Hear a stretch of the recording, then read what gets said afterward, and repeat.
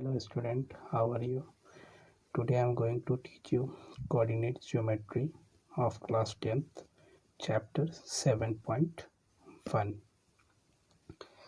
दोस्तों, इस coordinate geometry में हमें डिस्टेंस फार्मूला को अप्लाई करके किसी दिए गए दो बिंदु के बीच की दूरी को ज्ञात करना है। ठीक है, तो डिस्टेंस फार्मूला सबसे पहले जो आपकी किताब में दिया है उसे मैं यहाँ लिखता हूँ।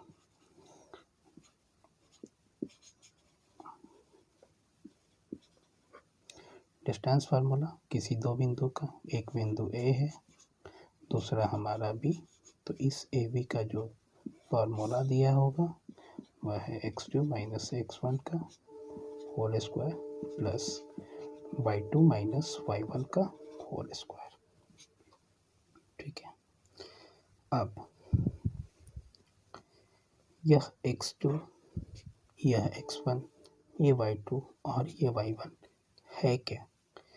तो हम ग्राफ पेपर पर देखते हैं कि एक हमारा एक्सिस जो है वह x एक्सिस और दूसरा हमारा y एक्सिस होता है। ठीक है, ये x, ये x डैश, ये y और ये y डैश। ठीक है, जब कभी भी बिंदु का कोई लोकेशन होता है वह निर्भर करता है x की दूरी और y की दूरी पर, यानी कि इस बिंदु का जो कोऑर्डिनेट होगा वह किसी दो दूरी से मिलके बना होगा, एक x की दूरी और एक y की दूरी। तो x की दूरी को यदि हम x1 मानते हैं, यहाँ से यहाँ तक की जो दूरी है यदि x1 है और यहाँ से यहाँ तक की दूरी यदि y1 है, तो इस बिंदु का कोऑर्डिनेट x1 y1 हुआ। उसी तरह से यदि कोई बिंदु यहाँ है तो भाई यहाँ से अब यहाँ तक की दूरी यदि x2 मान लेते हैं और यहाँ से यहाँ तक की दूरी यदि y2 है, तो इस बिंदु का जो कोऑर्डिनेट है वह x2 और y2 होगा। तो कोऑर्डिनेट का मतलब होता है कि एक x कंटेन करेगा और एक y कंटेन करेगा। उसी तरह से किसी दूसरे बिंदु में एक दूरी x कंटेन करेगा और एक दूरी y कंटेन करेगा। ठीक है, अब आपके एक्सरसाइज का सबसे पहला क्वेश्चन है 7.1 के 1 का 1 दिया हुआ है 2,3 ब्रैकेट ओपन 4,1 ब्रैकेट क्लोज। यह कोऑर्डिनेट किसी एक बिंदु का और यह कोऑर्डिनेट किसी एक बिंदु का होगा।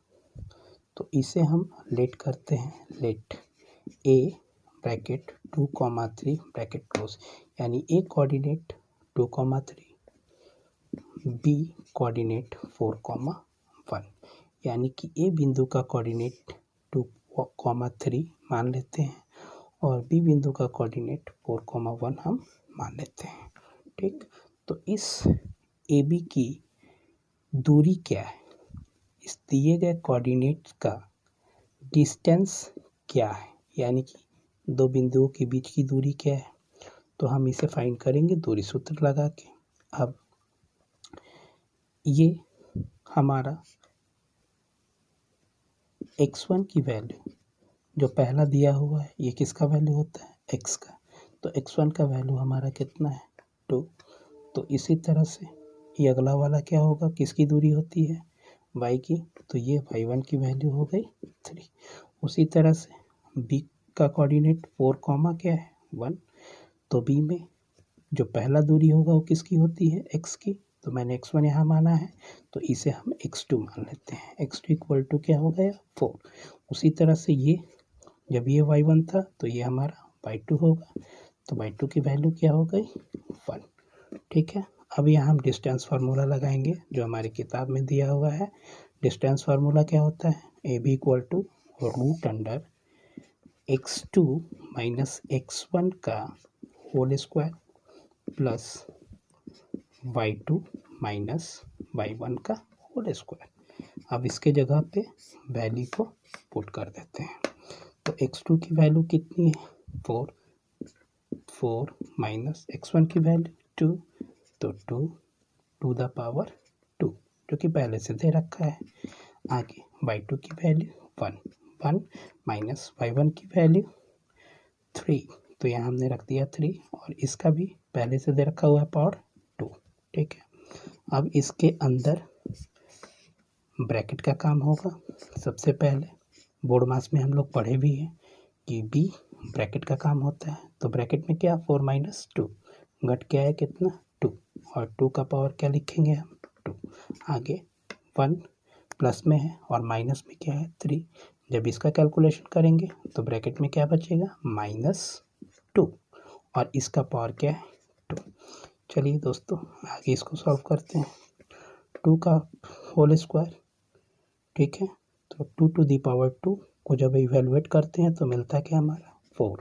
उसी तरह से -2 का पावर 2 है, इसको इवेलुएट करते हैं तो क्या होगा हमारा, देखिए -2 इंटू -2 दो बार गुना होगा तो माइनस को गुना करेंगे माइनस से तो माइनस माइनस प्लस और 2 2 जा 4, तो यहाँ हमने क्या डाल दिया 4।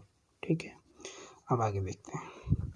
अब रूट अंडर इन दोनों नंबर को जोड़ने पे मिलेगा क्या 8, यानी कि रूट अंडर मिला क्या 8। अब 8 का फैक्टराइजेशन करने पर मिलेगा 2 इंटू 2 इंटू 2। इस 8 को हम 2 इंटू 2 इंटू 2 लिख सकते हैं। क्यों, 2 2 जा 4, 4 2 जा 8। अब देखते हैं कि इस रूट के अंदर इस 2 का एक पेयर तो बनता है, तो जब पेयर बनता है तो रूट में से पेयर वाला जो है बाहर हो जाता है, तो इस पेयर में से एक नंबर बाहर हो गया तो रूट में क्या रह गया तो 2, तो 2 रूट 2। इस तरह से हमने क्या देखा कि जो दूरी ए बिंदु और बी बिंदु के बीच है वह है हमारा 2 रूट 2, यानी कि बिंदु ए और बिंदु बी क्या जो डिस्टेंस है जो दूरी है वह 2 रूट 2 निकल कर आया और यही हमारा